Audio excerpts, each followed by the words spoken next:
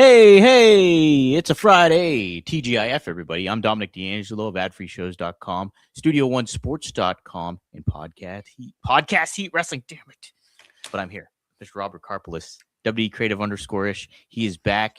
He's ready to roll. He's ready to talk some wrestling. Robert, are you ready to talk some wrestling?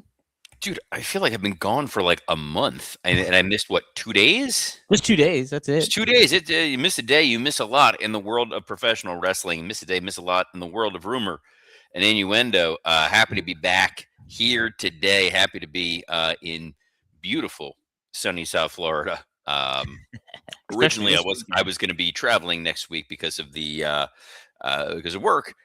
Because of this beautiful weather that's going to be hitting the majority of the country, my trip to Flare Country got delayed due to concerns about the weather. So I'm happy to be here, and it means I'll get to chit chat the build up to Royal Rumble with you all. But that's next week. That's next week's Robert's problem. This week's Robert's problem is saying hi to the folks joining us here. Cammy Star says, after morning R&I gearing up for a foot of snow. Yeah, that's what I'm avoiding. I was worried, had to get like sweaters prepared, which is not something you typically do here. That's it, Robert? My goodness. That's what sweaters. I would have had to pack a coat. You know how much of a pain in the ass it is to fly with a coat? It's like an unruly toddler. You're just trying to like wrap your arms around it. But Wanna Breeze says, hello, R&I. Glad to see Trey Miguel's back in TNA. What a wild situation. Good for him, though. I'm a little... Here's sort of the multiple mindsets. We do not know explicitly exactly what transpired over at AEW, or who ultimately made the decision that Trey Miguel needed to be removed from AEW programming and his contract ended. There's a lot of rumor and innuendo and speculation that this is a Briscoe brothers sort of situation. I'm saying situation within a situation here, but the idea that comments that Trey Miguel may or may not have made in the past led to his dismissal from AEW. They were not recent comments, and I guess the folks at TNA and AMC felt, yeah, this feels like the right decision. Let's take a guy who Warner Discovery felt should not be on their programming, or someone within that hierarchy. But here over at AMC, yeah, let's put this guy on television and not invite any kind of controversy. It does cultivate a little bit of talk about it, especially if you're on the wrestling, quote unquote beat with everything. But like, yeah, I mean, like, I think these alleged tweets or whatever were like 6 years ago. Trey Miguel's relatively young. Obviously, there's no really place to have some air your grievances online. A lot of the ways it's very damaging in a lot of stuff. But can I give the really obnoxious response that isn't? I worked with Trey Miguel at the company whose name we will not ever say. Oh, did you? I didn't know that. Trey was there.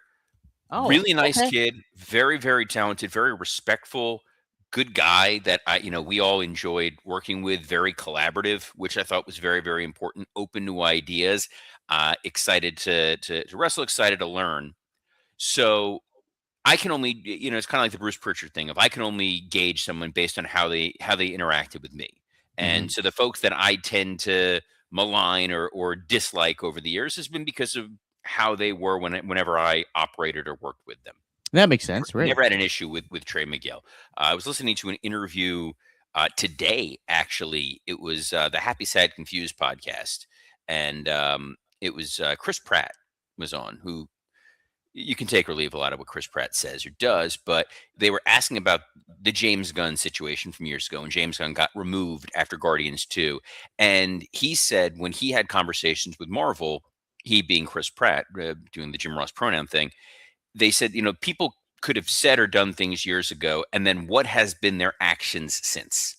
If they are continuing to make those sorts of comments or engage in those behaviors versus if they show genuine growth and movement forward. I personally have not seen anything out of Trey Miguel, both publicly or from anyone who's worked with him, that has indicated to me that there's any sort of behavioral issue, disciplinary issue, hate speech, anything of that regard. So I don't know what was ultimately motivating it. I think the most embarrassing part was announcing that they're signing the Rascals and then having to remove him. It kind of feels like someone should have done a bit of due diligence before going down this path. That's the part that I have the biggest objection to. Sure. Yeah, it doesn't. It's not. It doesn't benefit anybody. Either the company or Trey when that kind of stuff Right. happens. Either they feel this is an individual we shouldn't be working with, he doesn't fit our values, which that's their decision. They are, AEW, unlike WWE, is not answering to a publicly traded company. Hmm. It is a family business, for lack of a better term. So they can choose to hire and fire whomever they want. Right.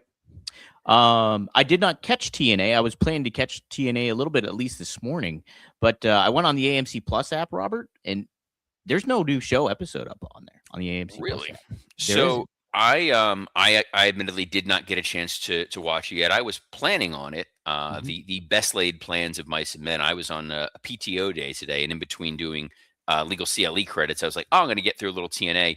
Had some work stuff come up, obviously because of the weather and scheduling changes. Didn't get to watch it, but Wrestling Old Head says, "Good after morning, R&I. Although it wasn't a blowaway spectacular, this week's TNA on AMC was pretty good." Good to hear. All I right. talked about it with Scott yesterday on Working Stiff, which I'm Is assuming is up. posted. Okay, Oh yeah. fantastic. Of course it's up because Of you're the course. best producer in wrestling podcast Of history. course. Drinking your giant ass Starbucks. Hmm. I got my Starbucks in here, but brewed, not giving them free advertising like you. I know. Well, product placement, I guess. But Actually, I probably should be advertising them considering when what we they're kind of doing. talked about the last week's episode of Impact, on paper, it's hard to argue with a lot of the decisions they made solely because if you're looking at your roster and you're looking at this is a brand new audience, this is a brand new show. How are you not going to go with the Hardys to open up your broadcast? How are you not going to go with a world title match? If you're trying to show a diversity of your roster, how are you not going with some kind of women's match? How are you not leveraging Santino Marella? I can completely see the why. The execution needed a little bit of Yes. Yeah, it did need a little work. So it's good to hear that they kind of made a little bit of a rebound. But like you always say, and like we always hear, it's like first impressions are very, very key. And was not the best first impression, I don't think, for TNA on AMC. Really. it was fine enough, and we'll see how it goes. And I think, one or two good reports from Wrestling Old Head or other wrestling luminaries, and people may say, you know what, let's give it another shot. I think Right. TNA is one of those companies that they've survived for 23 years, not based on critical acclaim. No, absolutely not. Um, Before we get to your quick thoughts on AEW, I did want to talk about a couple of exits and enters into WWE. Tommaso That's what she Ciampa. said. Hey now. Hey now. I will insert Blue Chew ad later on. But Tommaso Ciampa is leaving. He announced that earlier this week. And what do you think? You talked to Scott a little bit about it on Working Stiff, but what do you think about the exit of Ciampa and what his potential is on the independent or in a different promotion? I'm a little sad to see Champa go. I think that he was someone who absolutely had a lot of value to that company and probably could continue to have a lot of value. Him and Gargano together as DIY still had legs, in my opinion. I think them against Fraxium, we still could have gotten a couple of good matches. I think that those guys mixing it up with the Street Profits, Motor City Machine Guns. It's always good to have a veteran who can deliver in the ring. It's why they brought Cardona back. My guess is Champa looked at, hey, if we're gonna extend your contract for another 1, 2, 3 year span, what that's gonna look like economically, how much growth and potential you possibly have, how many years you theoretically think you have left.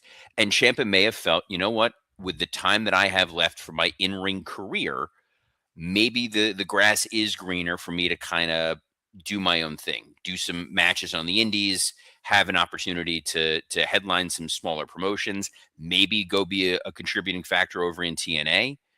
I think that if I'm Tony Marie Khan, I'm picking up the phone tomorrow and I'm Absolutely. saying, we're making you a cornerstone of Ring of Honor. Interesting. That is a guy who, when he was in NXT, worked really, really well with younger talent. It's obviously not as demanding a schedule as a WWE schedule. And it's a way to build not only credibility for the Ring of Honor brand, but it gives them a unique attraction for people who are Champa fans. And now you're going to get to see him work with some of the younger guys like a Lee Moriarty or a Lee Johnson or any other Lees that may work at Ring of Honor. Well, I guess the underlying question is, would you see it because he's on Ring of Honor? If I close my eyes and spin around.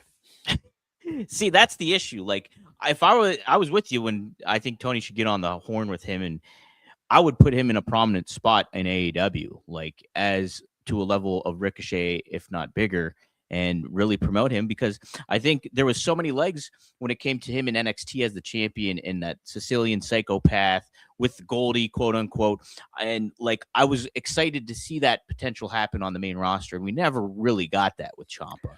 We didn't. And that's why I'm saying that to me, the highest and best use of him ever in wrestling was what he was doing over at NXT, where he felt like an established champion. He felt like a guy who was really meaningful and important to the NXT brand, and at the same time was able to work with younger talents and really make them better.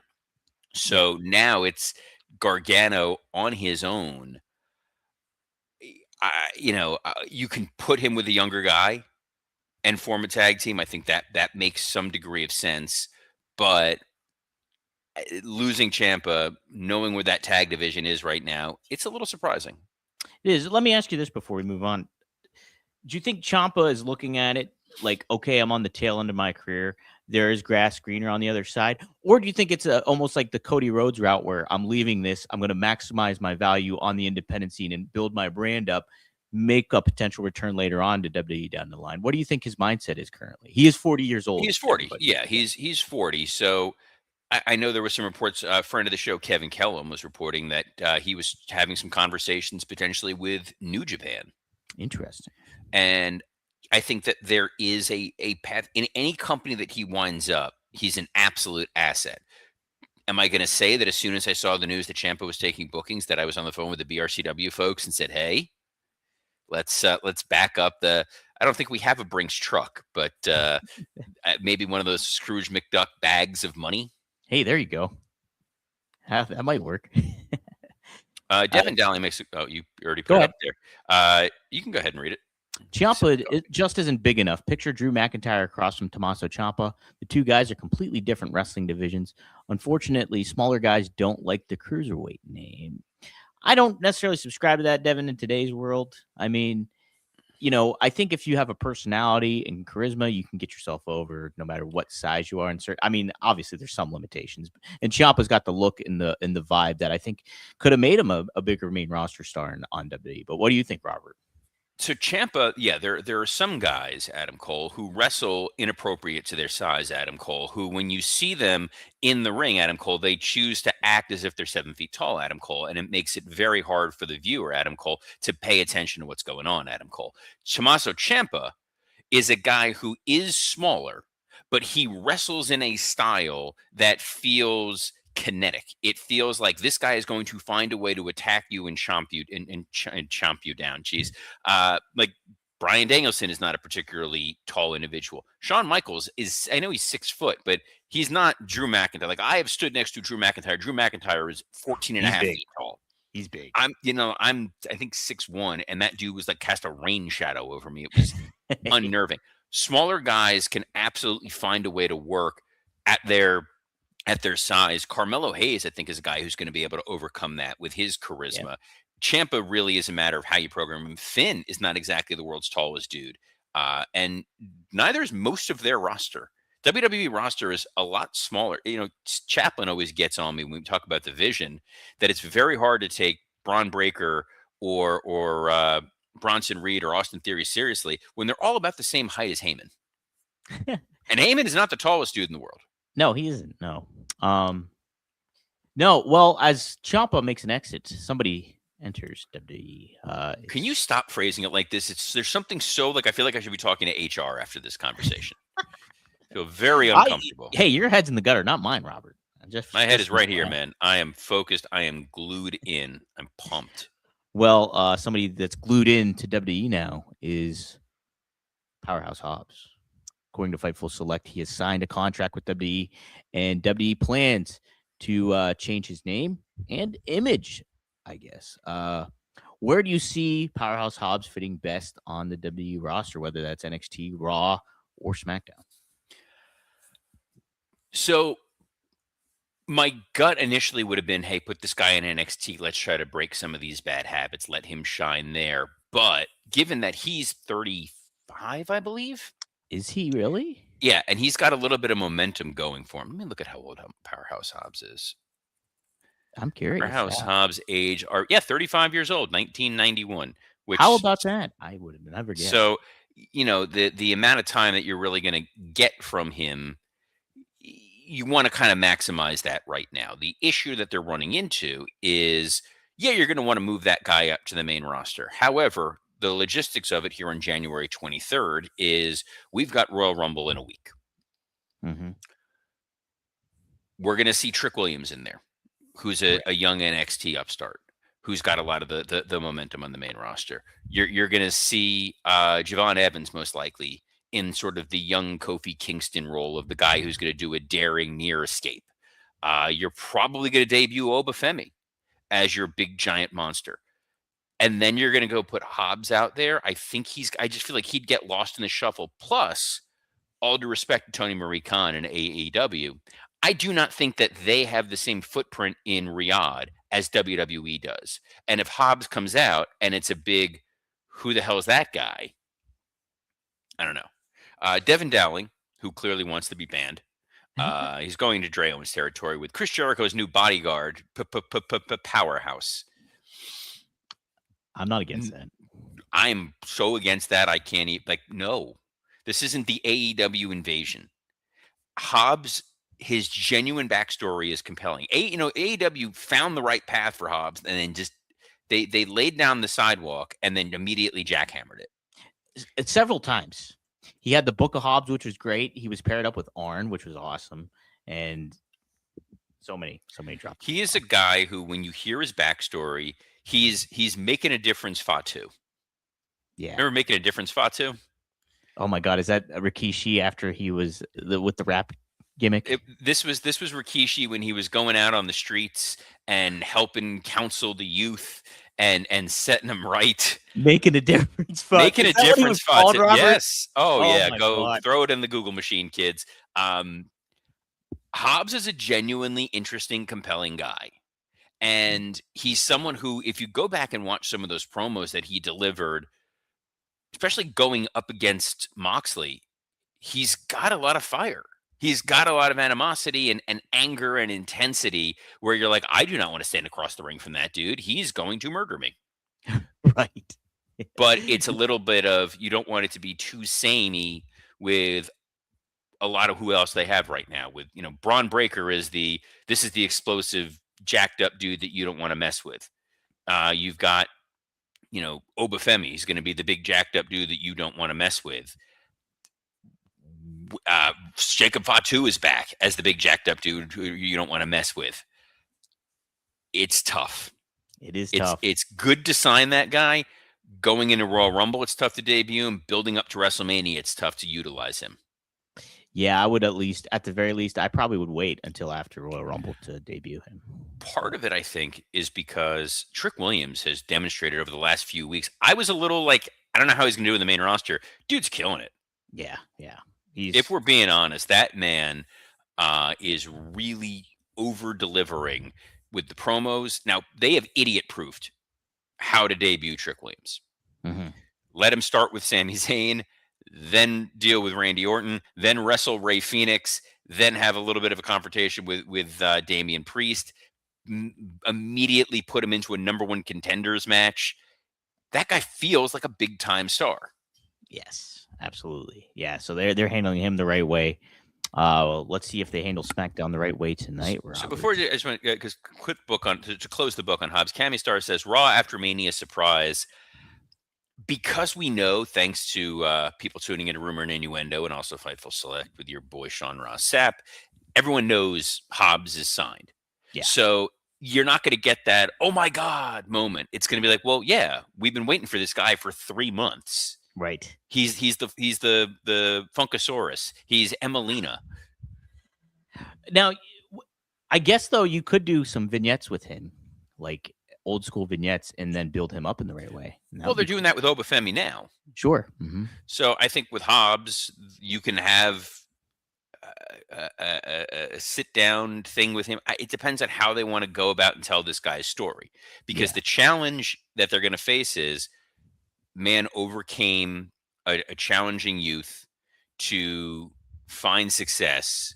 However, um, then they're going to be like, and then what were you doing the last couple years? Yeah. What's going on then? Also, Cammy Star trying to earn her own ban by bringing up Veer. I forgot about Veer. How could you forget about Veer? I wasn't. I just It wasn't. took Veer so long to come that you know what he could use.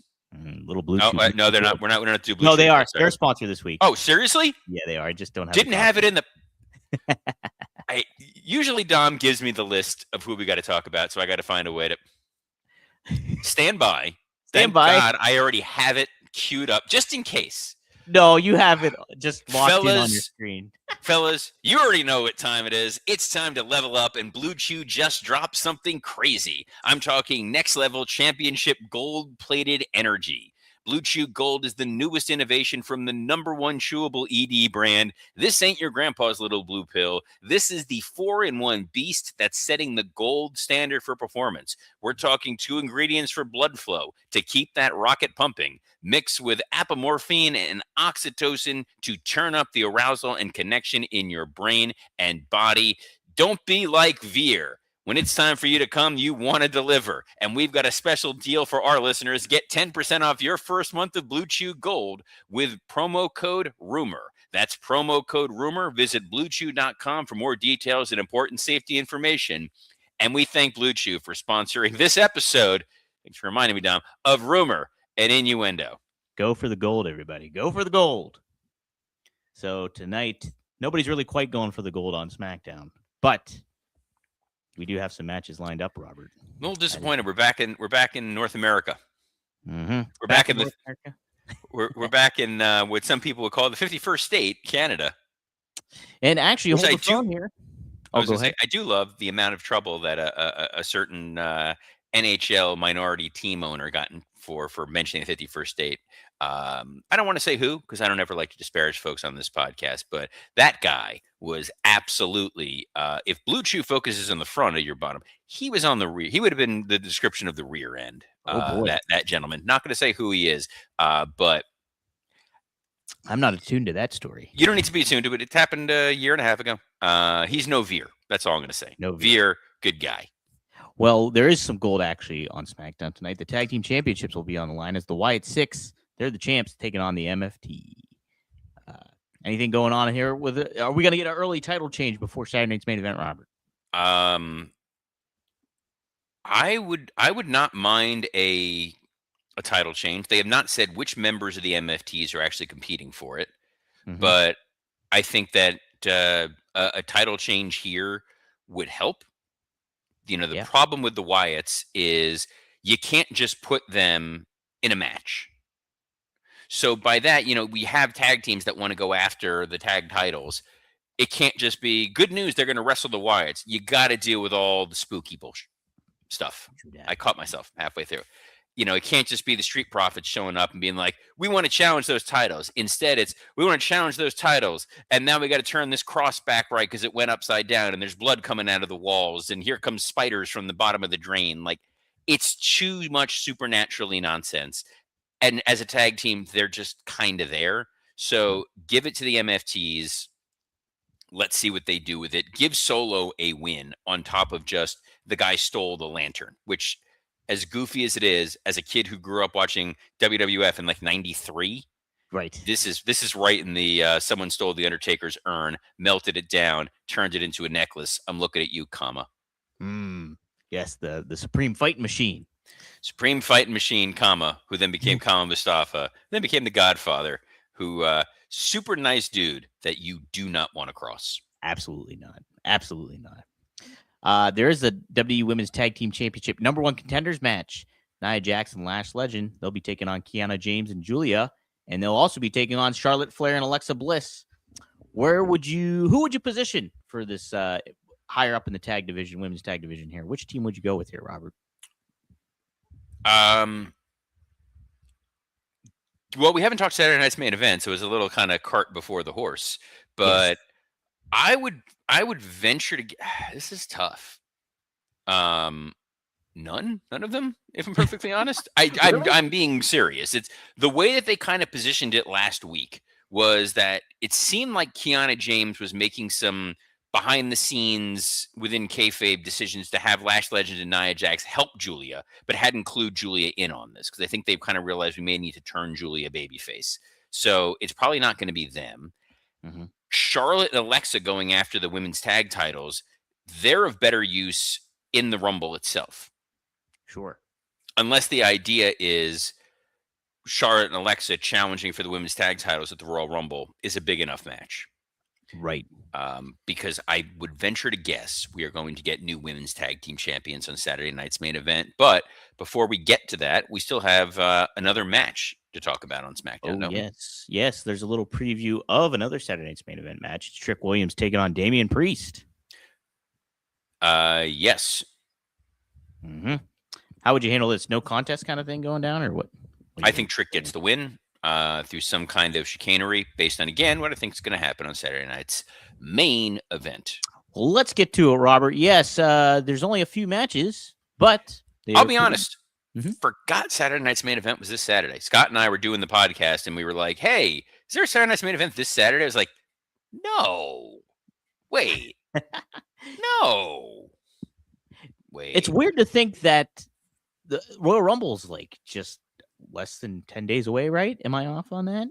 It's next weekend. It's That's next crazy. Saturday. By the way, King of Hueco Mundo, 9394. What a name that rolls off the tongue. Said, what's with a lot of the dirt sheet reports that LA Knight is not happy and wants out? That would be because I used all of my birthday wishes. Every opportunity, every restaurant that I was at, and they put a candle in front of me, I said, can we please get rid of LA Knight? Did you catch the Unreal stuff with him? I didn't catch any of that. I've only watched half of the first episode of the new season of Unreal. Mm-hmm. I don't know if you're aware of this. Seth Rollins and Becky Lynch are married. What? I just saved you 20 minutes. Unreal is too, I don't know. But LA Knight is a dude who I've had that feeling all along, believes a hype about him as opposed to the reality of life.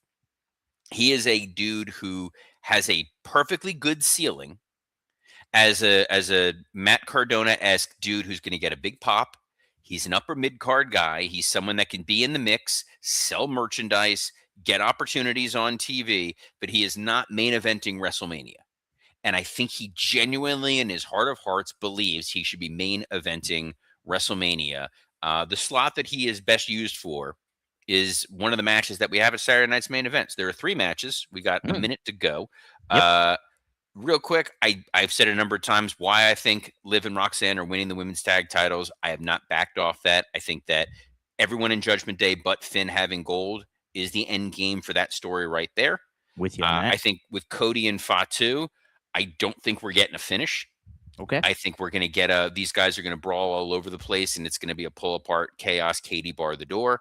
And then for your number 1 contenders match, Randy Orton, Damian Priest, Sami Zayn, Trick Williams. I think it's Damian Priest because I think Damian Priest, much like LA Knight, is a dude who is not a true main event guy, but he's a guy that you can put in certain main event situations on certain shows, and the audience is not going to be offended by it. But they're not saying, yeah, put that guy as the main eventer at WrestleMania. I think this is a good consolation prize for Priest that he can be the challenger to go up against Drew. He can lose to Drew at the Royal Rumble. It's not going to hurt him. It enhances the storyline he just came out of with Aleister Black, that he won a 6-month-long feud. He's now the number 1 contender. He gets screwed out of the title. He's going to be in the hunt going for the championship going forward. Orton in the Rumble makes a lot of sense. Sammy in the Rumble makes a lot of sense. Williams winning tonight, losing tomorrow. Hey, I'm the guy who beat the number 1 contender. It should be me in there. I got screwed. I'm going into the Rumble and I'm going to win. We're not getting screwed. And that's why you got Blue Chew Gold promo code Rumor. But we will be back on Monday, as we are every Monday through Friday, snow or shine, at noon Eastern on a plethora of platforms, including WW Creative _ISH X account, the at Dominic D'Angelo X account, the at SE Scoops X account, and on YouTube on Rumor and Innuendo, Podcast Heat, and ad-free shows. What a day, what a week.